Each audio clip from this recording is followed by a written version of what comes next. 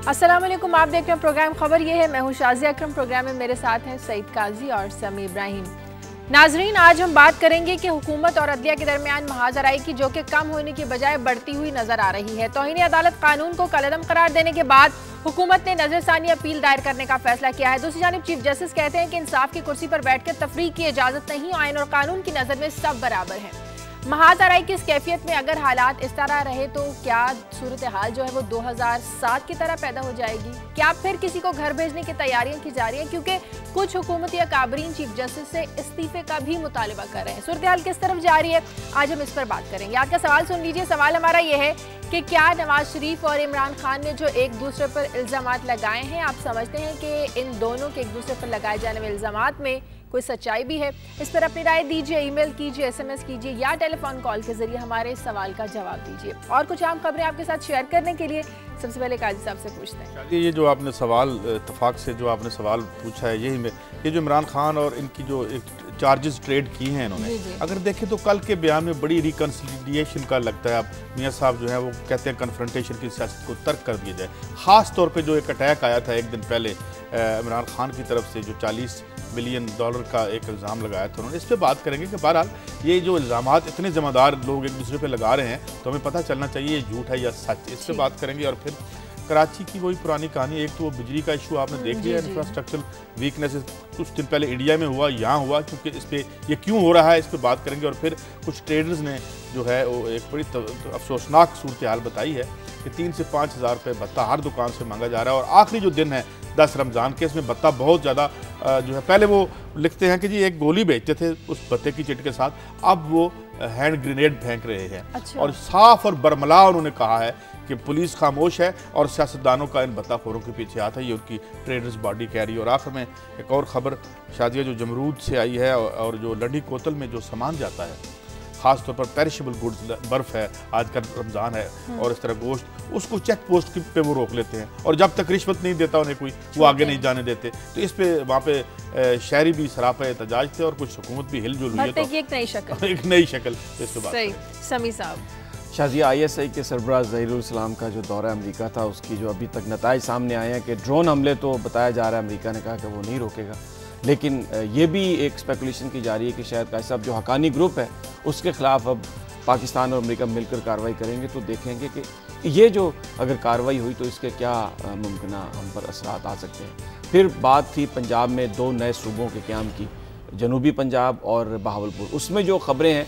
कि जो कमीशन बनाने की बात की जा रही थी उसमें इल्तवा हो रहा है, इसलिए कि पंजाब जो है बज़ाहिर तो ये कहा गया था कि वो भी सूबों की तकसीम चाहता है, नए सूबे चाहता है, लेकिन उसका जो कमीशन है उसमें जो उन्होंने अपने 2 मेंबर्स नॉमिनेट करने हैं, उस मसले पर मुसलसल ताख़ीर की जा रही है, जिसकी वजह से सूबों के क़याम का मसला भी नज़र आ रहा है कि खटाई में जाएगा। फिर आपने भी मियाँ नवाज शरीफ साहब का जिक्र किया, तो उन्होंने जो एक नई स्लोगन दिया है 3 E's जिसका नाम लिया जा रहा है, यानी economy, education and energy.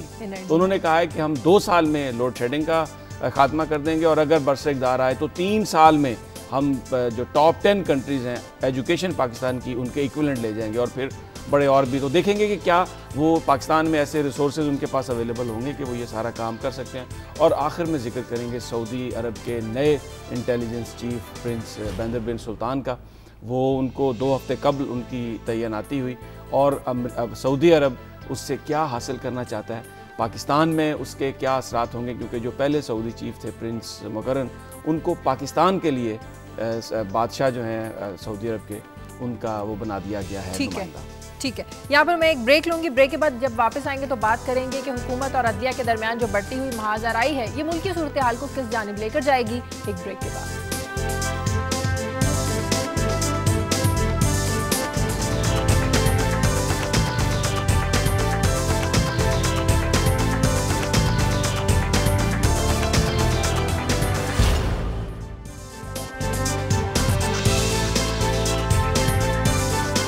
Break के बाद खुशामदीद। हुकूमत और अदलिया के दरमियान बढ़ती हुई महाजराई। साबिक वज़ीर आज़म यूसुफ रज़ा गिलानी कहते हैं कि अगर दूसरा वज़ीर आज़म बरतरफ किया गया तो मुल्क टूट सकता है। खुर्शीद शाह कहते हैं कि आइन के तहफ़्फ़ुज़ के लिए हम 1000 वज़ीर आज़म कुर्बान कर सकते हैं। और दूसरे हुकूमती अकाबरीन चीफ जस्टिस से इस्तीफ़े का मुतालबा कर रहे हैं। काई साहब, क्या हमारा मुल्क इन दो इदारों के दरमियान लड़ाई का मुतहमिल हो सकता है, जो सूरत हाल से हम गुजर रहे हैं? पहली बात तो ये कि कोई ऐसी क़यामत नहीं आ जाएगी कि मुल्क टूट जाएगा। बिल्कुल। दूसरी बात, वो प्रेस कॉन्फ्रेंस में देख रहा था समी साहब, वो जो हमारे हैं सेनेटर आबदी साहब, तो जोर तो बहुत लगा रहे थे, कन्विक्शन नज़र नहीं आ रही थी। मुझे ऐसे लगता था जैसे truth without passion, passion without truth, जिस तरह हम कहते हैं ना, हीरोज़ विदाउट हेरोइक डीड्स। तो ये एक, चूँकि कोई भी बैकआउट नहीं कर रहा और लिहाजा इसका कोई रेजोल्यूशन नज़र नहीं आ रहा। अच्छा। मगर अगर कोई इसे इतना बड़ा बता रहा है कि भाई ये देखें ना, मेरे तो नुक्ते नज़र ये है कि ये अभी आप और ख़बरों पे बात करेंगे, इंफ्रास्ट्रक्चर के प्रॉब्लम आ गए हैं। आखिर आज नवाज शरीफ साहब भी कह रहे हैं जी 3 ईज़ लेके आए हम, बिजली नहीं है और ये एक वो इशूज़ हैं, एक ये इशू। मुल्क बनते और टूटते हैं उन इशू से जिनकी नवाज शरीफ साहब ने आज बात की। इस पर भी बात करेंगे कि इन्होंने 65 सालों में यहाँ क्या कितने ईज़ यहाँ पे लेके आए हैं वो। तो मुल्क जो है वो ये इदारों की इस तरह की जो आपस में एक चश्मक है ये चल रही है, होंगे कोई ऐसे अदवार जिसमें हो, मगर जो जिस अहद में हम हैं, इस अहद में मुझे कुछ इतनी बड़ी फॉल आउट नहीं लग रही। राजा साहब जाएंगे कोई और, लेकिन ये एंडलेसली चल नहीं सकता। लिहाजा एक ना एक फ्रीक को तो बैकआउट करना पड़ेगा, क्योंकि अगर ये बैकआउट नहीं करेंगे तो कोई और ना हो जाए। लेकिन इस तरह वज़ीर आज़म के आने जाने से भी तो मुल्क नहीं चल सकता। समी साहब, चीफ जस्टिस से जो इस्तीफे का मुतालिबा है, सूरत हाल 2007 की तरफ तो नहीं जा रही? ख़तरनाक सूरत हाल है। मैं ये तो नहीं कहता कि 2007 की तरफ जा रही है या नहीं जा रही, लेकिन मैं देख रहा था चीफ जस्टिस साहब मुल्तान पहुंचे हुए थे यूसुफ रज़ा गिलानी के घर, और वहाँ पर वो बड़ी एक तकरीर थी उनकी। वो बज़ाहिर तो वो एक बार की तकरीब हल्फ़ वफ़ादारी थी और वो सारे आए हुए थे।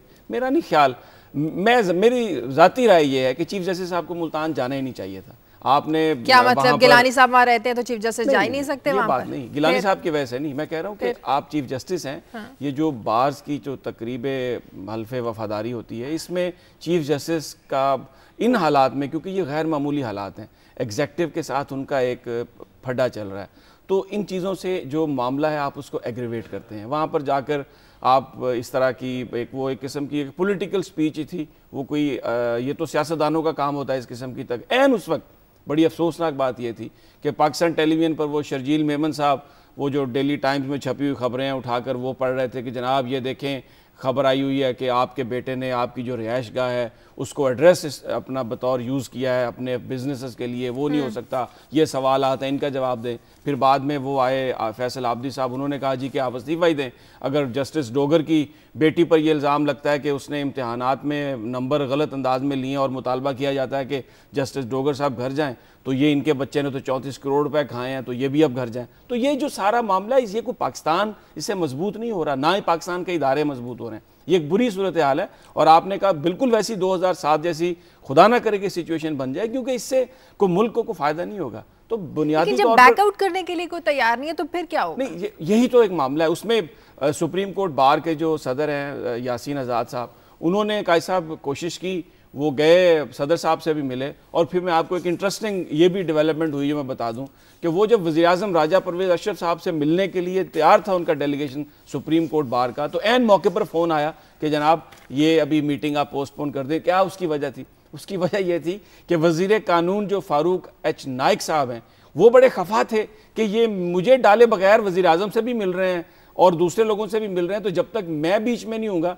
ये मामला आगे नहीं जाएगा। तो ये इस किस्म की सिचुएशन, ना हमें इंतज़ामिया की तरफ पीपल्स पार्टी में इस बात का अदराक नज़र आता है कि वो इस मामले को हल करे, और दूसरी तरफ बड़ी अफसोसनाक बात है कि अदलिया में भी जो इस तरह का मामला था वो सूरत हाल को एग्रीवेट ही कर रहा है, उसको खत्म। एक कॉल लेने थे, अमेरिका से कॉलर है अब्बास। हेलो जी, अस्सलाम वालेकुम जी, क्या हाल है? जी अल्लाह का शुक्र जी, बात कीजिए। जी शादिया, ये जरा एक दो बातें थी, काफी दिनों से सुन रहे थे, मौका नहीं मिल रहा था बात करने का। ये आज का सवाल तो ये है कि इमरान खान और नवाज शरीफ में सच्चा कौन है? तो यहाँ बैठकर तो हमें तो जो चीजें नजर आती हैं कि इमरान खान जो है वो अपना जो हॉस्पिटल चला रहा है, वो ज्यादातर यही सुनने में आया कि बहुत अच्छा काम कर रहे हैं। और बाकी जहाँ तक नवाज शरीफ का ताल्लुक है, उनके कई केस वगैरह चल रहे हैं, तो थोड़ा सा शक में पड़ जाती है बात। और दूसरी बात थी कि ये पिछले 2-3 दिन से ये बलूचिस्तान और कराची के मसाइल का जिक्र हो रहा है। यहाँ पर न्यूयॉर्क में कुछ साल पहले बहुत क्राइम था, तो उन्होंने पुलिस की तादाद जो थी वो तकरीबन 4 गुना कर दी थी। मेयर जूलियानी थे यहाँ पर, तो क्राइम रेट जो है वो तकरीबन 70% जो था वो कम हो गया न्यूयॉर्क में, ठीक, सिर्फ पुलिस की जो है वो तादाद बढ़ाने से। और ठीक है, बहुत शुक्रिया बहुत शुक्रिया अब्बास आपका। हाँ, ये ठीक कहते हैं और ये जूलियानी का मामला हमने देखा भी था, मगर शाजिया जब मैं अपनी खबर की तरफ आऊँगा तो जब ट्रेडर्स ऑर्गेनाइजेशंस बरमला ये कहना शुरू कर दें कि सियासतदानों का और एडमिनिस्ट्रेशन बिल्कुल खामोश खड़ी है, पुलिस जो है वो बिल्कुल फ्री हैंड दे रही है बत्ताखोरों को, और जो वो आज ये जो उनकी ट्रेडर्स बॉडी है, इस पर मैं बात भी करूँगा, तो फिर उसमें आप पुलिस की जितनी मर्जी तादाद कर लें, अगर पुलिस ने साइड पर खड़ा होकर तमाशा देखना है, उसे इन अदर वर्ड्स हम अगर ये कहने में शायद हक बजाना में कि इजाज़त ही नहीं है किसी को हाथ लगाने की, तो फिर आप उसको 3 गुना कर लें, 4 गुना कर लें। वो जो समी साहब बात करते होते हैं ना, पहली बात तो आप में विल होती है कि क्या वाकई आपने इस इशू को एरेडिकेट करना है। बुनियादों पर अगर हो तो उसका अब देखें ना, वो अरबों रुपए का कह रहे हैं, तो ये भी एक लॉ एंड ऑर्डर। चलिए पहले अदलिया वाली खबर को कंक्लूड कर लें, इस मसले का कोई हल। अच्छा जी, मैं तो ये कह रहा था कि इस मसले का अब क्या हल है। बात यह कि सुप्रीम कोर्ट ने थोड़े से दिनों की एक ना मोहलत सी दे दी, जरा लंबी डेट आ गई। अब उसके बाद जो है वो आइन में जो शिफ्ट थी वो भी जाती रही। अब ये जो पीपल्स पार्टी के 3rd टियर्स की लीडरशिप आके मीडिया पे बात करें, शर्जील मेमन साहब हो, ये उनके स्टार वार्ड्स नहीं है, कोई बड़े लीडर नहीं है इनके ये, और ये पता नहीं मतलब ये पीपल्स पार्टी की तारीख में एक तो खुद नौजवान है और वैसे जो बाद में भर्तियाँ हुई हैं ये वही हैं जो लीडरशिप अपनी मनपसंद भर्तियाँ करती होती है। तो अब इसको अभी समी साहब से प्रोग्राम से पहले बात हो रही थी क्या इसको ऑफिशियल लाइन समझा जाए, तो वो भी हम नहीं समझ सकते, मगर जाहिर है उनकी टैसिट अप्रूवल से ही वो आए होंगे। तो ये है एक ना बस अब बैलेंस क्रिएट कीजिए, अगर आप ये करेंगे तो फिर हम ये करेंगे, तो इसका हल नज़र नहीं आ रहा। और बेसिकली मैं जो इसे देखता हूँ ना, जिस तरह बंद गली में हमें ले आए हैं, ये देखे ना बात कहानी आगे नहीं आती क्या, और सारे मसाइल आपके खत्म हो गए हैं जो अगले मसाइल तो एग्रेवेट हो रहे हैं। अभी आएंगे बिजली पे बात करेंगे, जिस तरह इंडिया का इंफ्रास्ट्रक्चर पे पता चल गया ना, जो मौजा था इंडिया का, जो जी इंडिया शाइनिंग तो कोई शाइन शून नहीं थी, वो पता चल गया हमें कि कैसे, यही हाल कराची का इंफ्रास्ट्रक्चर। तो ये जो बाकी ग्रेव इशूज़ हैं जो हमारी ज़िंदगी से मुतल्लिक हैं, जो इस मुल्क की बका से मुतल्लिक हैं, जो हमारी सेहत से मुतल्लिक हैं, या और जो इकोनॉमिक वाइटल इशूज़ हैं, उस पर कोई बात नहीं हो रही, यही चल रहा है। और ये मैं फिर ये समझूंगा कि फिर यही चल सकता है, फिर और काम कोई नहीं हो सकता। लचक का मुजाहरा दोनों तरफ से होना चाहिए। देखिए, मैं कल बहुत सारे टॉक शोज़ भी सुनता रहा, कुछ मैंने वो रिसर्च भी करता रहा, पढ़ता रहा इंटरनेट पे भी। एक बात तो ये है कि जो एग्जेक्टिव और अदलिया का ये जो मामला है ना इस वक्त, ये अब ये आगे चलकर ये इसका ड्रॉप सीन आएगा, ये मामला ऐसे चल नहीं सकता। इंतजामिया के पास ताकत होती है, बेपनाह ताकत होती है। ड्रॉप सीन उसका क्या होगा? ड्रॉप सीन उसमें मुल्क का कोई फ़ायदा नहीं होगा। इसमें अगर अदलिया के आप जजेस को घर भेजने की बात करते हैं तो भी उससे किसी का फायदा नहीं है। और पार्लियामेंट को अगर आप देखें ना, अब एक तरफ तो चीफ जस्टिस साहब कहते हैं कि पार्लियामेंट की आइन की पासदारी, पार्लियामेंट की पासदारी है। अब उसमें एक इशू है 248 का, उसके बारे में या तो आप उसको चीफ जस्टिस साहब अदलिया बैठकर वो कहे कि ये आइन का जो बुनियादी हमारी जो असूल हैं उनसे वो मुतसादम है, उसको ख़त्म कर दिया जाए। अगर वो आइन से निकाल दी जाए, उसको कालअदम करार दे दिया जाए, जिस तरीके से ये बहस खत्म हो जाए, तो बेसिकली जो यानी बार्स के खिताब में बात हो रही है, बार्स के डेलीगेशन से मिलने में बात हो रही है, रिमार्क्स में बात हो रही है, उस 248 को, बाकी हर चीज़ पे आज खुद नोटिस है, अभी उसको लें 248 को और उस पर एक फैसला कर दें, रूलिंग दे दें कि यार ये आइन के बिल्कुल उससे मुतसादम है और ये इस्लामी सल्तनत में नहीं हो सकती, बात खत्म हो जाएगी। इस्लामाबाद से कॉलर हैं कोई? हेलो हेलो हेलो जी, अस्सलाम वालेकुम। वालेकुम सलाम जी, बात कीजिए। समी साहब, मैं बिजली के बारे में बात करना चाहता हूँ। आपने कुछ दिन पहले वो इंडिया के मवाजना किया कि जी वहाँ तो बिजली है और यहाँ जो है सियासत पंजाब में हो रही है, जबकि जरदारी ने पंजाब की कई सालों से सनतें जो हैं बटा बिठाया हुआ है और लाखों लोग बेरोजगार हो गए हैं, और कराची में सरेआम कुंडे लगी हुई हैं और बिल भी वो नहीं देते, और रोजाना 10-15 कत्ल हो रहा है, और एमक्यूएम का गवर्नर 11 साल से वहां बैठा हुआ और फिर भी सब अच्छा की रिपोर्ट दे रहे हैं, ठीक है। और यहाँ आप कहते हैं कि जी सियासत हो रही है पंजाब की। सियासत क्यों ना हो, इसमें सियासत वाली बात तो है नहीं, क्योंकि सारी फैक्ट्रियां बंद हुई पड़ी हैं इतने सालों से। ठीक है, इंडिया में तो सारा 4 दिन हफ्ता मसला रहा है ना जी। ठीक, बहुत शुक्रिया आपका। एक और कॉलर ले लूं फिर जवाब देते हैं। स्पेन से कॉलर है तौहीद। हेलो अस्सलाम वालेकुम शाजिया जी। वालेकुम सलाम जी, बात कीजिए। जी, आपने जो सवाल रखा था इनके बारे में, जी जी, कमेंट देना था। आपको तो पता है कि नवाज शरीफ 3 बार रहा है, उसने अभी तक किया कि इमरान खान को तो एक मौका ही नहीं मिला है ना, तो उनके पास तो चोरी का माल तो नहीं है ना, और लोग उस पर ट्रस्ट भी करते हैं, उसको डोनेट भी देते हैं, और हम भी इंशाल्लाह देंगे। ठीक है, ठीक है, बहुत शुक्रिया तौहीद आपका। जी, आपसे सवाल ये जो दूसरे कॉलर ने बात की ना, मैं कल एक तहरीक इंसाफ के साहब थे, उनसे बात हो रही थी। उन्होंने कहा कि जैसे ही मुस्लिम लीग नवाज़ ने शौकत खानम हॉस्पिटल के बारे में इल्ज़ाम तराशी की है ना, हमारी डोनेशंस बढ़ गई हैं। लोग वहाँ पर आकर गुस्से में, जो पहले 5,000 दे रहा था डॉलर, वो कह रहा है जी मैं 10,000 डॉलर दे रहा हूँ। तो वो कह रहे थे हमारे लिए तो 97 में जब ये कैंपेन हुई थी और मुस्लिम लीग नून ने बात की थी, तो वो उस वक्त तो बिल्कुल बर्बाद हो गई थी हर चीज़। उनकी जो डोनेशंस थी और जो फंडिंग थी वो बिल्कुल बर्बाद थी। लेकिन अभी ये जो बात हुई है, जैसे कॉलर कह रहे हैं, लोगों ने उसको बड़ा रिएक्ट किया है, क्योंकि शौकत खानम बहरहाल एक पाकिस्तान का इंस्टीट्यूशन है और उसको सियासत में लेके आना बड़ा अफसोसनाक बात है। मशवरा किसने दिया था इस अटैक का? आज जो नवाज शरीफ साहब कह रहे हैं, मैं भी अपनी खबर में भी बात करूंगा कि जी हम कन्फ्रंटेशन की पॉलिटिक्स नहीं होनी चाहिए। शुरू तो उन्होंने चौधरी निसार अली खान साहब ने की, और आपको पता है उन्होंने क्या इल्ज़ामात लगाए?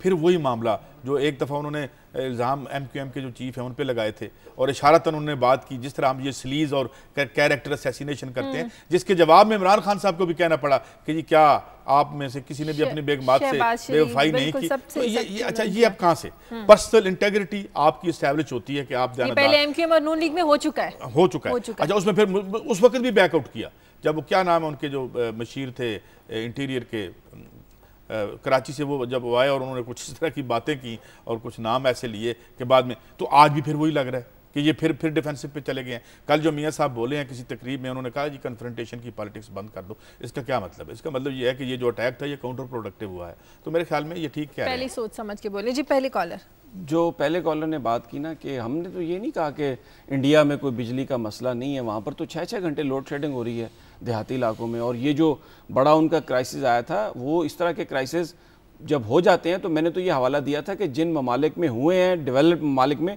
उन्होंने जो कमियां थी फौरी तौर पर पॉलिसी बना के अपनी उन कमियों को दूर कर लिया। लेकिन हमारे यहाँ तो जो रोज़ाना का बुनियाद पर जो लोड शेडिंग है उस मसले का हल नहीं है। बाकी उनका एक पॉइंट ऑफ व्यू है, डेफिनेटली जो लोड शेडिंग है पंजाब में, उसने इंडस्ट्री को बंद भी किया है और उसकी वजह से अनएम्प्लॉयमेंट भी है, हमने उसमें अनरेस्ट भी देखा। उनकी बात से मैं इत्तेफाक करता हूँ कि पंजाब बड़ा बुरी तरह लोड शेडिंग से मुतासर। चलिए आगे बढ़ते हैं, आपकी खबरों की तरफ आते हैं। वो इमरान खान और नवाज शरीफ, मैं इसी खबर की बात कर लेता हूँ कि ये जो करप्शन के चार्जेस एक दूसरे पे लगाए जा रहे हैं, इसमें अब इसको ज़रा फैला के देखें। अभी कुछ दिनों में ये जो खोसा फैमिली है या क्लैन है, ये अलहदा हुआ, इसके हवाले से आज अखबार में देखें बहुत सी खबरें लगी हुई हैं कि ये एक स्कूल था, वहाँ पे उस पर कब्जे की बात थी वहाँ पे, और मियाँ साहब बड़े नाखुश भी थे।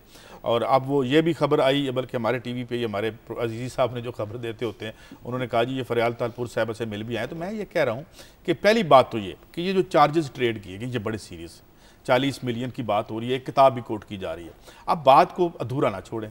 मुमकिन आप दोनों बिल्कुल एक अच्छी इंटेग्रिटी वाले आदमी हैं, हमारे पास कोई सबूत नहीं है, मगर आप दोनों बड़े इंटेग्रिटी वाले आदमी एक दूसरे को इंतहाई संजीदगी से बददयानत करार दे रहे हैं। तो भाई इसका दूध का दूध और पानी का पानी कर दें, क्योंकि मुझे बड़ी तकलीफ है। 41 मिलियन इस मुल्क के पैसे थे, 500 अरब रुपया बनता है, 400-450 अरब रुपया बनता है। तो हमें बताएं ना, अगली ईज की बात तो हम बाद में करेंगे, ये पहले हमें ये तो निबेड़ कर देना, हम अगला भी आपको 10 साल दे दें, या फिर ये इमरान खान को लेके जाएं अदालत में कि जी क्यों आपने एक साफ सुथरे आदमी के दामन पे इस तरह से जो है वो धब्बा लगाया। तो ये हमें बताया जाए शाजिया। और दूसरी बात जो मैं समी साहब से भी चाहूंगा इस पे कमेंट करें कि ये क्या पार्टियां बदलने का, ये कौन सा जमहूरियत का हुस्न है? समी साहब के सपना खोसा केस में मदद नहीं की, जो है उनको उन 2 प्लाट उन्होंने अलाट किए थे जिसमें शहबाज शरीफ साहब बर्म हो गए, दोस्त मोहम्मद खोसा साहब जो कच्ची आबादी में किए, उसके हवाले से सारी वो छप गई हैं रजिस्टर नंबर ये वो। तो उसके बाद आप कहते हैं नहीं जी मैं, तो फिर पार्टियां इस तरह बदलता है, इसमें जमहूरियत का कौन सा ऑप्शन है? नहीं, अगर तो इस वजह से पार्टी आपने बदली है तो फिर तो बड़ी गलत बात है। लेकिन आपने दोस्त मोहम्मद खोसा की प्रेस कॉन्फ्रेंस को सुना? मैंने सुना है उनको, मैंने सुना है वो कह रहे थे 12 में वो उनका बेसिकली वो जो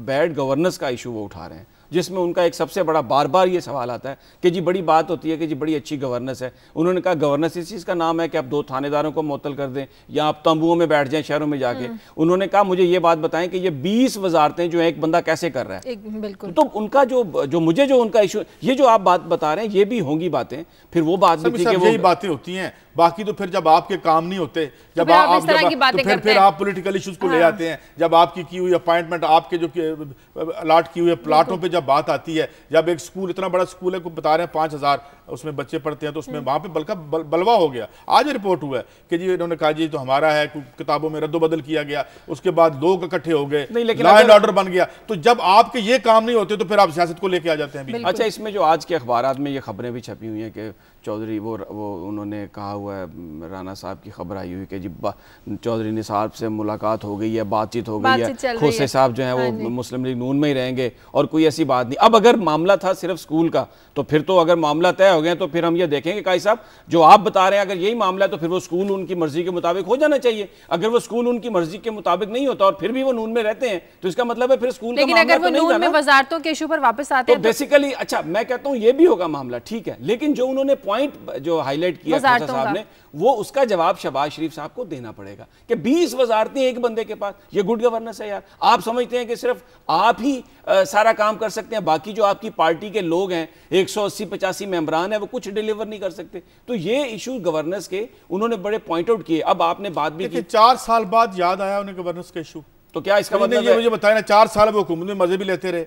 अब वजारतें भी उनके पास थी, वजारतें भी उनके पास रही। अब उधर बात करें दूसरी तरफ जी के हमारा और जो खबरें पहले आई कि जी सपना केस में हमारी मदद नहीं की गई, उसमें हमारा ये नहीं किया गया और जो इशू सामने आए अब आखिर में आके आप दोस्त मोहम्मद खोसा तो बड़े अरसे से उनके पास कोई वजारत नहीं है।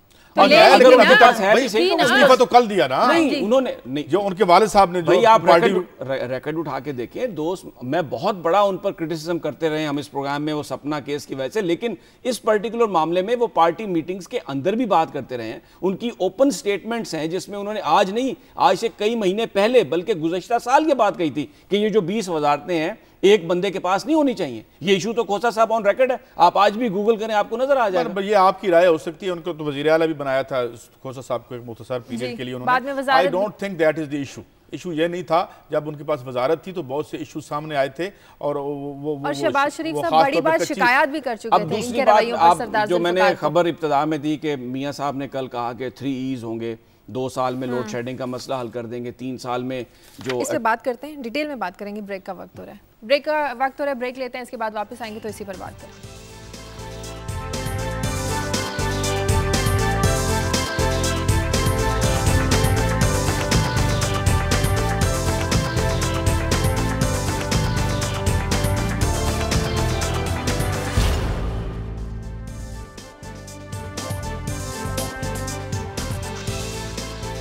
ब्रेक के बाद खुशामदीद और अब बात करते हैं कि मियां नवाज शरीफ के 3 E's में क्या मुल्की मसाइल का हल मौजूद है। समी साहब, बड़ा ज़बरदस्त उन्होंने दावा किया कि 2 साल में लोड शेडिंग का ये सब ख़त्म कर देंगे, 3 साल में पाकिस्तान का एजुकेशन जो है उसका मयार और सिस्टम बिल्कुल वो जो टॉप 10 कंट्रीज़ हैं दुनिया में उनके इक्विवेलेंट कर देंगे। और फिर उन्होंने कहा है कि इकॉनमी को बूस्ट देने के लिए हम इंटरेस्ट फ्री लोन्स देंगे, यूथ को लेके आएंगे और उन्होंने कहा कि मैं पाकिस्तान की एक काया पलट दूंगा। मुझे नहीं पता वो ये काम कर सकते हैं या नहीं, लेकिन एक जो खुशाइन बात थी, क्योंकि जिस वक्त वो तकरीर करने के लिए कल आए तो जो कॉन्टेक्स्ट है पिछले 2-3 दिनों का, उसमें तो इमरान खान के साथ इस तरह के इल्ज़ामात चल रहे थे तो ख्याल यही था कि शायद उस पर कोई बात होगी, लेकिन उन्होंने पाकिस्तान के अवाम के मसाइल पर बात की और ये कहा कि कंसिलिएशन होनी चाहिए और रिकन्सिलिएटरी टोन वो नज़र आ रही थी उसमें। लेकिन जो उनको बड़ा क्राइसिस है ये तो वो करें ही करेंगे, लेकिन पहले तो जैसे हमने जिक्र किया खोसा साहबान नाराज़ थे, अब फैसलाबाद से भी आवाज़ आने लग गई है। चौधरी शेर अली साहब जो हैं फैसलाबाद के साबिक मेयर, उन्होंने कहा है कि ये जो सारे का सारा मुस्लिम लीग नून का बेड़ा गर्क हो रहा है ना, ये शहबाज शरीफ साहब की पॉलिसीज़ की वजह से हो रहा है। तो अब खोसों के बाद जो एक और धचका लगने वाला है वो मुझे लगता है फैसलाबाद से, क्योंकि राना सनाउल्लाह साहब इस वक्त शहबाज शरीफ साहब की मूंछें हैं तो छोटी छोटी, लेकिन उनका एक बाल है और बाकी जो सारे लोग हैं उनकी कोई हैसियत नहीं है। बल्कि आपको याद है जब वो शहबाज शरीफ साहब वहाँ पे गए थे, कोई बस का इफ्तिताह होना था तो उन्होंने वो जो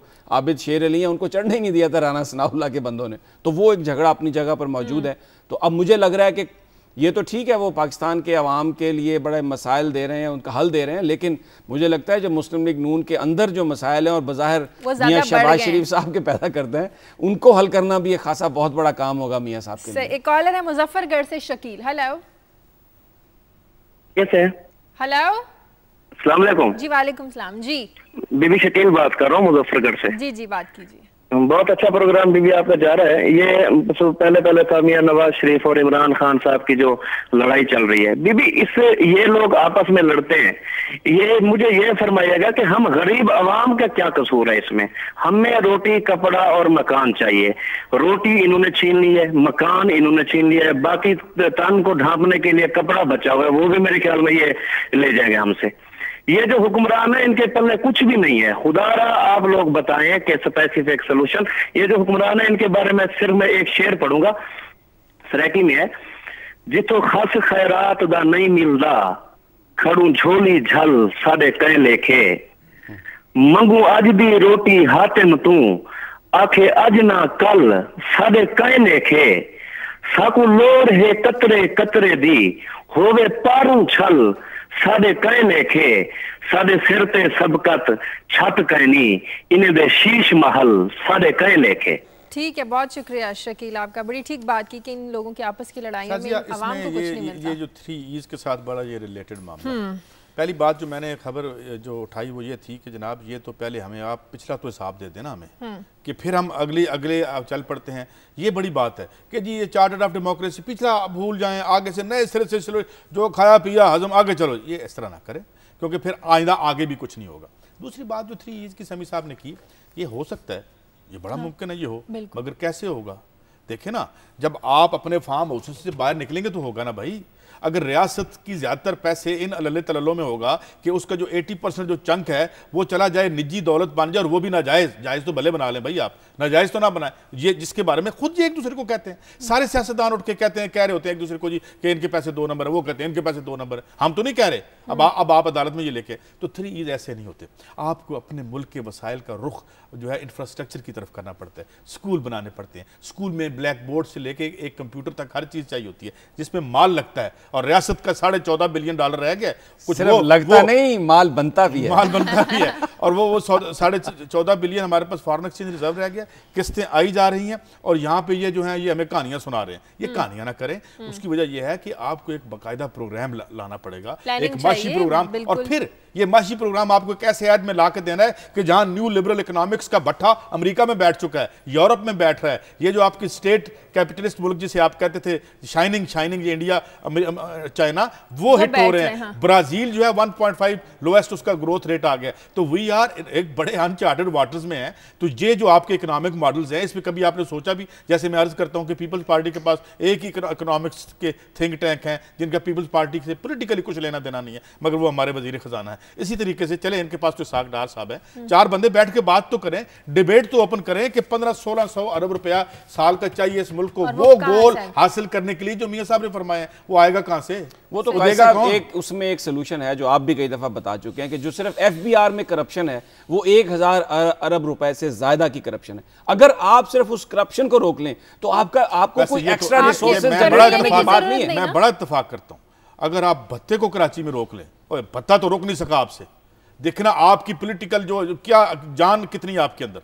एक कराची शहर है, सबको पता है कौन भत्ता ले रहा है, सारे ये रो रहे हैं, अभी मैं खबर भी दूंगा आपको, उसको तो आप रो नहीं सके, और 1600 रुपए का इन मगरमच्छों को पकड़ लेंगे। ये तो समी साहब होने वाली बातें करते हैं, और वो ठीक कह रहे थे जो हमारे जो कॉलर थे आज़ाद कश्मीर से, कि शायद सोल्यूशन बियॉन्ड है इनसे, इनमें नहीं है। एक कॉलर है माइकल है कराची से। हेलो, मुझे लगता है कॉल कट गया जी। समी जी, वालेकुम सलाम जी। मैं माइकल जावेद बात कर रहा हूँ जी, कराची से। जी मैं 4 दफा MP रह चुका हूँ सिंध का। मुझे इंतहाई तकलीफ है जो मैं आपकी बातें सुनता हूँ। मैं बहुत खुश हूँ कि हमारे मुल्क में ऐसे लोग हैं जो पाकिस्तान से मोहब्बत रखते हैं। आज कराची की ये हालत है मेरे भाई और बहन कि कराची से माइनॉरिटीज के लोग अगवा हो रहे हैं। बत्ता खोरी इतनी भर गई है कि मैं कच्ची आबादी में रहता हूँ ईसा नगरी में, रोज यहाँ फायरिंग होती है, और अब भत्ता खोर यहाँ हमारे इलाके में भी घुस गए हैं। तमाम लोग सिंध से जो अगवा हो रहे हैं वो इंडिया की तरफ जा रहे हैं। क्रिश्चियन लोग यहाँ से माइग्रेशन कर रहे हैं। सिंध में ये बुरी हालत है कि मैं आपको बता नहीं सकता हूँ कि यहाँ लॉ एंड ऑर्डर खराब है। ठीक है, दुनिया हमारी तरफ देख रही है कि हम क्या करें। हमें यहाँ अमन चाहिए, पाकिस्तान की मजबूती चाहिए, ठीक है, और सही। पाकिस्तान की तरक्की चाहिए। सही, बहुत शुक्रिया माइकल, आपका बहुत शुक्रिया। एक और कॉलर है गुजर खान से, अजमल। हेलो हेलो, मुझे लगता है कॉल कट गई है। माइकल, ये माइकल जावेद जो हैं MPA भी रह चुके हैं और कितनी ब्लीक पिक्चर पेंट कर रहे हैं। तो मैं एक वैसे बात सोचता भी हूँ शाजिया, ये जो सिंध है, अपनी ज़मीन है, अपनी धरती है। समी साहब तो नगर नगर की खाक छान के आए हैं और फिर अपने मुल्क से क्या इंसान को बाहर जाके एहसास होता है। इस मुल्क का ये क्या कर रहे हैं? यहीं पे इनकी नस्लों ने नहीं रहना, कितने इकट्ठे कर लेंगे, नहीं रहना क्या या क्या कर लेंगे इसको? मतलब ये आपके पास ज़मीन है, सरजमीन है, दुनिया का ऐसा मुल्क है जहाँ 4 मौसम होते हैं।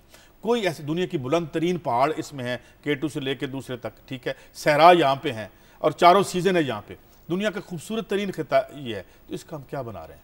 तो मैं यही कहता हूँ कि जब आप आबादियों को वीरान करके एक माशी बंजरपन में तब्दील कर देते हैं तो you abdicate the right to rule. और फिर लोग कहने में यकबजानब होते हैं कि भाई यहाँ सोल्यूशन नहीं है, सोल्यूशन इनके बियॉन्ड ये बात सही है। आपने जो एक अमूमी सूरत हाल पेश की पाकिस्तानियों की, लेकिन माइकल पर्टिकुलरली जो हमारी मिनॉरिटीज़ हैं उनका जो उन्होंने जिक्र किया, इसी प्रोग्राम में मैंने जिक्र किया था कि रमज़ान की वजह से जो 9 नर्सेस थे सिविल हॉस्पिटल की, उनकी चाय में जहर मिला दिया गया और फिर उसको मामले को हशप करने की कोशिश की गई, कोई इंक्वायरी नहीं होती। और फिर कई जगह ये हो चुका है कि हमने बहुत सारे जो कवानीन थे उनका गलत इस्तेमाल करके मिनॉरिटीज़ को निशाना बनाया। और उनको ये बात बिल्कुल वो सही कह रहे हैं माइकल कि हम जो अकलियतें हैं उनको वो एहसास से तहफ़्फ़ुज़ नहीं फराहम कर सके, उनको वो राइट्स नहीं दे रहे कि वो इस मुल्क में ये वो बराबर के शहरी बने। और जो एक आखिरी बात मैं अर्ज़ करूँगा, उन्होंने, मैं फिर ये जिक्र इसलिए करना चाह रहा हूँ कि अरबाब इख्तियार इसका नोटिस लें कि जो हमारी हिंदू मिनॉरिटी है सिंध से वो जा रही है। दिलीप ठाकर हमारे कंदकोट के नुमाइंदे, मेरी उनसे अक्सर बात होती रहती है, वो कहते हैं जी सारे लोग यहाँ से जा रहे हैं, मिनॉरिटीज़ को इतना ज़्यादा आपने अदम तहफ़्फ़ुज़ का शिकार कर दिया है कि अब गालबन वो इस मुल्क में अपने आप को महफूज नहीं समझते। ये चीज़ें हैं जो फौरी तौर पर एड्रेस करने की ज़रूरत है। वाइल एग्रीइंग विद व्हाट समी साहब इज सेइंग, बिल्कुल ठीक कहते हैं हमारी माइनॉरिटी के साथ, मगर हमारा जो निचला तबका, भले वो मुसलमान भी हैं, उनके साथ हम क्या आशिर करें? ये जो 10-15 स्टोरी समी साहब आपने पिछले चंद दिनों में की, जब एक औरत को पेट पे लात मार के उसका बच्चा ज़ाया कर दिया, वो मुसलमान थी, क्रिश्चियन नहीं थी, और वो जो सारे केस बदल के जो है वो औरत को जो है वो संसार कर दिया। तो ये बिल्कुल ठीक है, मैं इसको बिल्कुल कह रही ना कि इग्नोर ना करें, मगर ये बुनियादी तौर पे क्लास क्वेश्चन है, उस तबके का क्वेश्चन है। हम जब देखते हैं कि एक जगह कोई सेमी रूरल एरिया में, कस्बे में क्राइम होता है, पुलिस, जमींदार, ये सारे इकट्ठे हो जाते हैं, सुप्रीम कोर्ट तक आके पहुंच जाते हैं जनाब, बिल्कुल एक कर लेते हैं उस गरीब आदमी के खिलाफ। वो किसी भी मजहब का हो सकता है और किसी भी नस्ल का हो सकता है। तो ये जो मेरे ख्याल में डिस्टिंक्शन हो गई है कि गरीब आदमी का कोई असर नहीं रहा, ना वो वकील कर सकता है, ना थाने में उसकी सुनवाई हो रही है, उसका ताल्लुक अक़लियत से। तो मैं ये समझता हूँ कि जहाँ माइकल जावेद साहब की इस बात को मैं बहुत ज्यादा वेट देता हूँ, मगर साथ में ये भी अर्ज करता हूँ कि उस तबके के मुसलमानों के साथ भी वही हो रहा है जो उनके साथ अब बात शेखपुरा से कॉल ले लेते हैं। अकरम है, हेलो। अस्सलाम वालेकुम। जी वालेकुम सलाम। मोहम्मद अकरम मलिक बात कर रहा हूँ शेखपुरा से। जी मैं सबसे पहले तो ये कहना चाह रहा हूँ कि जो पाकिस्तानी लेबर्स हैं उनका हाल ये है कि वो इतने गमों गुस्से में है, शदीद मुश्किलात का शिकार है, उनकी नस्लें तबाह हो रही हैं कि वो उधार तो उठा नहीं सकते, बेरोजगारी इतनी है, वो हथियार उठा लें। नंबर 2 मेरा क्वेश्चन ये था कि एक बंदा जो इतने ज्यादा टैक्स लेके हमारे से टैक्स लेती है, प्रोविंशियल गवर्नमेंट भी और वफाकी भी, वो हमारे लिए कुछ नहीं कर सकते, ठीक है, तो ना ही वो कर रहे हैं। एक बंदा इतना होनेस्ट है कि लोग उसकी होनेस्टी से मुतासिर होकर उसे इतनी डोनेशन दे रहे हैं कि उसने अजीमुल शान, दुनिया का अजीमुल शान एक हॉस्पिटल दिया है। ये लोगों ने अपनी गंदी सियासत में ला के वो सिर्फ इमरान खान को नुकसान नहीं पहुंच रहा, वो उधर जो जिन बच्चों का फ्री इलाज हो रहा है उनको नुकसान पहुंच रहा है। इमरान खान की औलाद का इलाज नहीं हो रहा, उधर पाकिस्तानी अवाम के गरीब बच्चों का इलाज हो रहा है, इमरान खान के बेटे बाहर हैं, ठीक है। उसके अलावा शहबाज शरीफ साहब ने जो गुंडागर्दी शुरू की हुई है, जो लाहौर में बहुत ज्यादा पीटीआई कारकुनान को तशद्दुद का निशाना बनाया जा रहा है, हम इस तमाम एक्ट की मजम्मत करते हैं। ये गुंडागर्दी सिर्फ पीटीआई के लिए नहीं है, पूरे पंजाब के लिए है। और देखें ये पीएमएलएन के जो तबाह बर्बाद हो रही है, हम भी पीएमएलएन के वोटर थे, सपोर्टर थे, वर्कर थे, लेकिन इनके जो यजीदी इनका बिहेवियर है, ये इनके हमारे बहुत शुक्रिया अकरम, आपका बहुत शुक्रिया। बहुत ही कोई नाराज वर्कर थे मुस्लिम लीग नून के। अब ये पीटीआई के भी लग रहे हैं, लेकिन बात ये है नहीं यार, ये इसको ना ये कंफ्यूज ना करें कि वो नाराज हैं। ये मतलब को बात क्या कर रहे हैं, वो उन्होंने जो बात की है ना, उसमें मैं सिर्फ एक बात पे जरा उसको आगे बढ़ाऊंगा कि शाजिया जो उन्होंने बात कही ना कि गरीब मजदूर की बात की, कायसा मैं आपसे सवाल करता हूँ, दोनों बड़ी पार्टियां पाकिस्तान मुस्लिम लीग नवाज और पाकिस्तान पीपल्स पार्टी, यानी एक कहती है कि मजदूर की कम से कम तनख्वाह 7-8 हज़ार होगी, दूसरी कहती है 9 हज़ार। मुझे आप अपने दिल पर हाथ रख के बताएं, इस महंगाई के दौर में क्या इनको शर्म नहीं आती कि ये कहते हैं कि मजदूर की तनख्वाह 9 हज़ार, क्या 9 हज़ार में कोई आदमी गुजारा कर सकता है? शर्म तो बड़ी रेयर कमोडिटी बन गई है समी साहब हालिया दौर में। बात यह है कि ये 8-9 हज़ार भी नहीं मिल रहे। आप जाएं जरा पता करके आएं। नहीं, अगर ये मिल भी जाएं तो क्या करेगा वो बंदा? ये भी नहीं मिल रहे, ये भी नहीं मिल रहे। आपके डेली जो आप जाके चेक कर लें, ये बहुत कम लोगों और बहुत कम ऑर्गेनाइजेशन में आपको नजर आएगा कि ये जो मिनिमम जो उन्होंने जरा ये लोग 9,000 में अपना बजट बना के दिखाएं। मैं ये अर्ज करता हूं कि जो बात जिसने मुझे बड़ी तकलीफ दी, दोनों बड़ी सियासी जमातों के जो रहनुमा हैं, जब वो 9,000 या 8,000 मजदूर की तनख्वाह की बात करते हैं तो उनके चेहरे पे कोई मलामत नहीं आती। 8,000 9,000 तो उनका 1 घंटे का खर्चा है जो लोग ये बात कर रहे हैं। मुझे बताएं, एक आदमी जिसने तनख्वाह में गुजारा करना है, घर का किराया देना है, बच्चों की तालीम बिल देने, वो 9,000 में गुजारा कैसे करेगा? क्या ये इनको समझ में नहीं आती? इनकी सोच में ये बात नहीं आती? और अभी आज शायद हम जिक्र नहीं कर सके उन बिजली के बिलों का जो आए हैं, हम कल शायद इस पे बात करेंगे समी साहब, जिस तरह ये बिजली के बिलों पे लोगों के साथ जुल्म कर रहे हैं। और ये कल बल्कि हम कुछ खबरें आ रही थी ऐसी, तो कल तक ये स्टोरी डेवलप हो जाएगी। तो ये जो आम आदमी है, जिस तरह आपके यहाँ पे हमें कॉल करके किसी ने कहा था जी एक फ्रिज है, एक बल्ब है और एक टीवी है और मैं 2500 रुपये कहाँ से दूँ? अब वो मुझे बताएं, जो 8,000 9,000 रुपये जिसकी तनख्वाह अगर मिल भी जाए तो वो कैसे गुजारा करेगा? अब देखें ना, ये हो क्या है शाजिया, हो क्या है, टैक्स कौन दे रहा है? जिस बिजली के बिल आप जिसे ले रहे हैं, ये दे रहे हैं टैक्स। इनके तो कोई कहते हैं मैंने 5,000 देना है, कोई कुछ कहते हैं, कोई कुछ एक दूसरे को इल्जामात कर रहे हैं। और कहानियां क्या सुन रहे हैं वो भी शमी साहब, मैंने बरसबील तज़किरा जिक्र कर दूं, हनीफ अब्बासी साहब बहुत बोला करते थे एफेड्रिन केस में, और जिसकी ये भी अजीज साहब ने अगले दिन खबर दी कि जो उन्होंने शायद गोलियां खरीद के दोबारा से उनको चलाने की कोशिश की, तो पता चला कि नहीं, जो उनकी फैक्ट्री की गोलियां थी उनकी साइज और था। और मतलब ये किधर गए हैं लोग? तो उन्होंने ANF के खिलाफ दरखास्त भी वापस ले लिया, वो माफी मांग के उन्होंने कहा जी मेरी जान छोड़ें। लेकिन उन्होंने वैसे वो ये समझते हैं कि उनके खिलाफ जो तहकीकात है वो शेख रशीद साहब करा रहे हैं, तो उन्होंने भी बड़ी खबरें लगवाई पिछले दिनों कि वो जी मुस्लिम लीग नून के मेरा इसमें बुनियाद, अगर तो ANF ने ज्यादती करके किसी शरीफ आदमी को मैलाइन किया है तो उसके अफसर को जो है, देखिए आप ANF के नाम पर बड़ी आपको तकलीफ होती है, फौज के नाम पर। मुझे ये बात बताएं, अगर ANF सही काम कर रही होती तो क्या इस मुल्क में ये मंशियात होती? हर गली में हर जगह पे आपको मंशियात मिल रही है। ANF किस परफॉर्मेंस की बात करती है? ये बात तक करनी पड़ती है। अगर तो ANF गलत मुकदमात बना रही है, उन्हें पकड़ के अंदर करें, जो भी land of law of the land है। अगर ये सारे वारदाती हैं, आपके प्यारे जमहूरी, अगर ये इन्होंने वारदात की है, एफेड्रीन का धंधा करते हैं ये और कहते हैं हम सियासतदान, तो फिर इनको भी पकड़े ना। मैं तो नहीं कहता ना, तो ANF की हिमायत करता हूं ना किसी और के। जो भाई ताकत किसके पास है? बंदूक तो ANF के पास है। ANF जो चाहे कर दे। आपके पास पार्लियामान नहीं है क्या? पार्लियामान के पास कोई ताकत है? पार्लियामान भाई, इलेक्टेड प्राइम मिनिस्टर फांसी चढ़ गया, इलेक्टेड प्राइम मिनिस्टर को आपने हाथ से बांध के जहाज में बिठा के सऊदी अरब भेज दिया, और अभी भी जो आप बातें कर, क्या बात कर रहे हैं? आप इतनी लूली लगड़ी हुकूमत क्यों लेते हैं? क्या जिसमें आपको करप्शन की आजादी हो? आप दिहाड़ियां तो लगाते रहे, और जब काम करने का वक्त आए तो आप कहते हैं जी GHQ की तरफ उंगली उठा दें। आपसे अपना काम नहीं होता तो आप अपना पेशा बदल लें भाई। अगर आप एक सियासतदान के तौर पे अपने आईनी जो आपके राइट्स हैं उनको आप तो चाहते हैं ये सारी सियासत खत्म हो जाए, बस वो बंदूक वाले फिरते रहे। हम कमजोर हैं, हम माल बनाने में हम ठीक हैं, हम बाकी कामों में जब अवाम के हक में कोई बात करनी आती है तो हम बड़े कमजोर हैं। आपका मतलब ANF से तहकीकात ना करें? नहीं, ANF तक मैं ये कह रहा हूं, मैं अमूमी तौर पर मैं एक सवाल करता हूं, आपसे सवाल करता हूं। ANF एंटी नार्कोटिक फोर्स इस मुल्क के हर बड़े शहर में, हर छोटे शहर में, हर गली में मुंशियात का धंधा है। अगर ANF इतनी ट्रांसपेरेंट बॉडी थी और इतना जबरदस्त उनका काम था तो ये मंशियात कहां से आ रही है? मुझे इसका जवाब दे दें, छोड़ दें मेरी तनकीद को। मेरे एक सवाल का जवाब दें जी। हर कचहरी में, हर दफ्तर में, जो सरकारी दफ्तर है वहां पर रज के करप्शन हो रही है, और आपका जो FBR है वो 500 से 800, बल्कि आपके नायब के चेयरमैन कह रहे हैं कि जी 2 अरब रुपए डेली की करप्शन है। तो फिर मैं इनको क्या कहूं? नहीं, हम इनको भी करप्ट कह रहे हैं। अब मेरी बात सुने भाई, इनको करप्ट कह रहे हैं ना, हम ये कह रहे हैं कि इसको रोकने की कोशिश है। इनके पास आईन है, इनके पास पार्लिमान है, इनके पास फौज है, ये सुप्रीम कमांडर है जरदारी साहब, ठीक है, फौज के भी। ये जब अगर अपने इख्तियारात को इस्तेमाल नहीं कर सकते तो भाई कोई वही जो आपकी फैक्ट्री है वो चलाएं, सियासत छोड़ देना भाई। आप भाई देखें सभी साहब, अगर आप अपना काम ठीक तरीके से नहीं कर सकते तो शिफ्ट ना करें रिस्पॉन्सिबिलिटी। आप अगर आप सियासतदान के तौर पे यूं खड़े होकर भुट्टो फांसी लगे थे ना, वो लड़ गए थे, तो ये होते हैं सियासतदान, तो ये होते हैं लीडर। ये लीडर नहीं होते कि इधर इधर इधर दुकानदारी, उधर माल, इधर ये है असल में रोला। देखिए इसमें बहुत सारे लोग स्ट्रगल कर रहे हैं। आपने तो सबको डिस्क्रेडिट कर दिया ना एक सेकंड में, पूरा एक केस बना दिया। जो एएनएफ तहकीकात कर रहा है, डिस्क्रेडिट तो आप कर रहे हैं एएनएफ को। आप कह रहे हैं कि नहीं, मैं तो सवाल उठा रहा हूं, मैं तो ये सवाल उठा रहा हूं। हम ये कहते हैं कि जनाब ये अगर वापडा की आप परफॉर्मेंस पे बात करते हैं, अगर कोई आदमी इस वक्त ये कहे कि जनाब जो वापडा है बड़ा जबरदस्त, उसने देखो जी इंक्वायरी करके बड़ा उन्होंने केस बना दिया। मेरा आप चाहते हैं या तो आप देखें, अगर आप मेरे से बात करें तो पहले मेरी बात सुन लें, फिर जवाब देंगी तो शायद कोई बंदों को भी समझ आ जाएगी।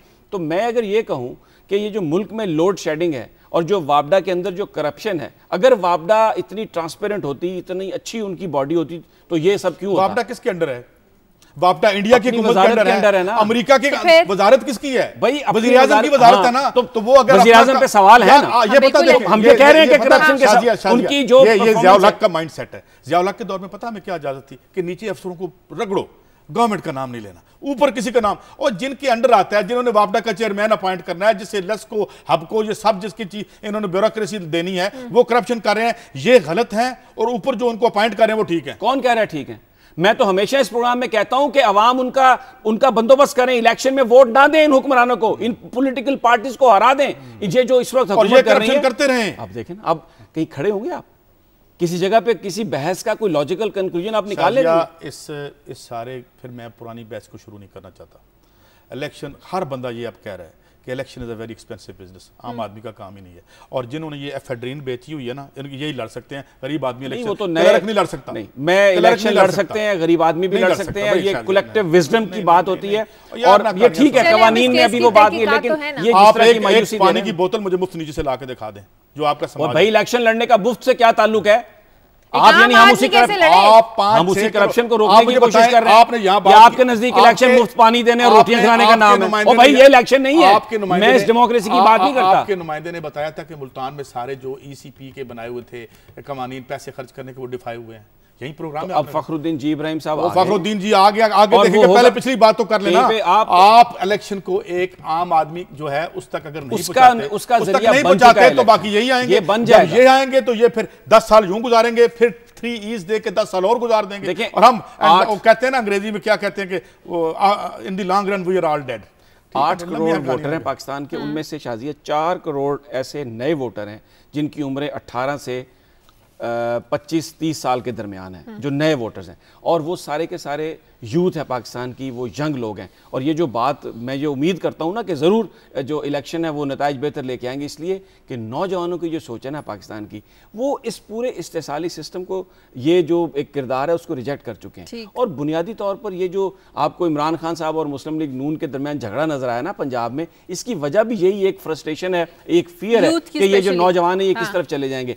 बिल्कुल, मुझे तो बिल्कुल इस सिस्टम पर मैं बड़ा यकीन रखता हूँ और पाकिस्तान के अवाम की विजडम पर यकीन रखता हूँ। और लोग आएंगे सामने, अभी आप इलेक्शन का ऐलान होने दें, लोग सामने आएंगे। अब मैं एक बात करता हूँ, स्टेटस को की जो बात हो रही थी उसी को मैंने खबर दी थी खत्म करने के लिए कि ये मौजूदा जो इस वक्त जो जिस तरह का स्ट्रक्चर है वो डिलीवर नहीं कर पा रहा। नए सूबों की बात हो रही थी, लोकल बॉडीज की बात हो रही थी। तो अभी जो नए सूबों का क्याम का मामला है ना, उसमें जो खबर है वो ये है कि सिर्फ पंजाब के अभी 2 मेंबर नॉमिनेट नहीं इन्होंने किए, जिसकी वजह से वो जो सूबों के क्याम का मामला है वो भी इल्तवा होती हुई नजर आ रही है। ये चीजें हैं जो अवाम को याद रखनी चाहिए। अफजल हैं अबू धाबी से। हेलो, अस्सलाम वालेकुम जी। वालेकुम सलाम। माशाल्लाह बड़ा जबरदस्त किस्म का डिबेट आपका चल रहा है और हम भी देख रहे हैं। तो कहने अर्ज ये है कि जो हालात इन हुक्मरानों ने हमारे लिए पैदा कर दिए हैं, ये तो हम इनमें से किसी टीम से भी तवक्को नहीं कर सकते, क्योंकि ये 2% तबका जो है ये आपको कभी भी आज़ादी नहीं देगा। क्योंकि यहाँ तो मैं ऐसे डिपार्टमेंट में जॉब करता हूँ जिसमें आपके, अगर आप मियाँ साहब के बंदों की बात करेंगे, जिसमें सैफ और रहमान इनके तसाब ब्यूरो के चेयरमैन थे, इनकी जो फैक्ट्रीज हैं, एक इनकी फैक्ट्रीज है जिसका नाम है रेडको सवेरी, ये तकरीबन पूरी यूएई में फैली हुई है, इवन कह सकते हैं कि खलीज में फैली हुई है। ये सारा आपका पैसा है। तो अगर तो इन लोगों से इनके जो घर हैं, इनके बड़े बड़े यहाँ पे जो घर बने हुए हैं, इन सारी चीजों को सामने रखें। देखें सुबह से शाम तक ये डिबेट होता है, लेकिन क्या ये सोचते हैं ये जो पैसा पब्लिक का यहाँ पे इन्वेस्ट किया हुआ है, इसका समर जो है पाकिस्तानी अवाम को मिल सकता है। बहुत शुक्रिया, प्रोग्राम का वक्त मुझे कंक्लूड कर दीजिए। शायद ये वो ठीक कहते हैं कि जब ये अवाम के पैसे अवाम पे खर्च नहीं हो रहे, और यही वजह है कि जो सबसे बड़ा क्राइसिस दुनिया में आया है वो ये है कि आप ग्रोथ रेट अगर आप ले भी रहे हैं और ग्रोथ रेट ट्रांसलेट नहीं हो रहा लोगों की फलाह में, जो नहीं हो रहा, जो इंडिया में नहीं हुआ, जो चाइना में भी नहीं हुआ, 700 मिलियन लोग वहाँ पे गुरबत लकीर से नीचे रहते हैं। ये सारे इशूज़ हैं और सारी दुनिया के सामने ये इशूज़ आ चुके हैं। इसी वजह से डेमोक्रेसी सिर्फ पाकिस्तान में नहीं, अमेरिका से लेके हर जगह पर डिस्क्रेडिट हो रही है, क्योंकि जब तक रिश्ता नहीं बनता कौमी वसाइल का एक आम आदमी से, वो ये नहीं कहता कि मुझे अरबपति बना दे, जैसे आप बने रहें पर मेरे राइट्स तो दे दें, मुझे रोटी खाने का हक तो दे दें। तो ये इश्यूज दुनिया में फिर से आ रहे हैं। मैं इनकी बात से मैं ये मुत्तफिक हूँ कि ये जो इल्ज़ामात लगे हैं उसका सही जवाब आना चाहिए। कौम को मुतमईन करना सियासतदानों का काम है, लेकिन मैं जैसे एक इल्ज़ामात की बौछार है कि जब तक कोई इल्ज़ाम के साबित ना हो जाए वो मुजरम नहीं समझना चाहिए। अब आखिरी आप तो कर चुके, अब अगर इजाज़त दें तो मैं ये सिर्फ कहना चाह रहा हूँ कि प्रिंस बंदर बिन सुल्तान जो नए सऊदी इंटेलिजेंस चीफ हैं, इनके हवाले से मैं बात करना चाह रहा था कि क्या पाकिस्तान पर उसके असरात होंगे, खत्ते पर, क्या सऊदी अरब से अचीव करेगा। लेकिन क्योंकि बार बार कानों में आवाज़ आ रही है कि टाइम खत्म हो गया, तो इस पर कल इतना बता दें कि ये जो नवाज शरीफ और इमरान खान ने एक दूसरे पे या उनकी पार्टी में इल्ज़ाम, ये झूठ बोल रहे थे या सच बोल रहे थे, मेरा अवाम पर छोड़ देते हैं और उन पर छोड़ देते हैं, और वो फैसला इलेक्शन में होगा इंशाल्लाह, और उसमें फिर आप आ जाएंगे। नहीं रुके, इलेक्शन से तकलीफ है, जमहूरियत से फिर आपके लोग आ जाएंगे। नहीं, इलेक्शंस तो होने चाहिए। इनकी जमहूरियत तो माल है ना। ये पता नहीं आप किस जमहूरियत का बात करते हैं, कौन सा खित्ते से जमहूरियत इंपोर्ट करना चाहते हैं आप? क्लोज कर दूं प्रोग्राम? हाँ प्लीज। बहुत शुक्रिया आपका समीर साहब, आपका काजी साहब, आपका। प्रोग्राम के लिए फीडबैक दीजिए खबर@दुनिया TV.tv पर। इजाजत दीजिए, अल्लाह।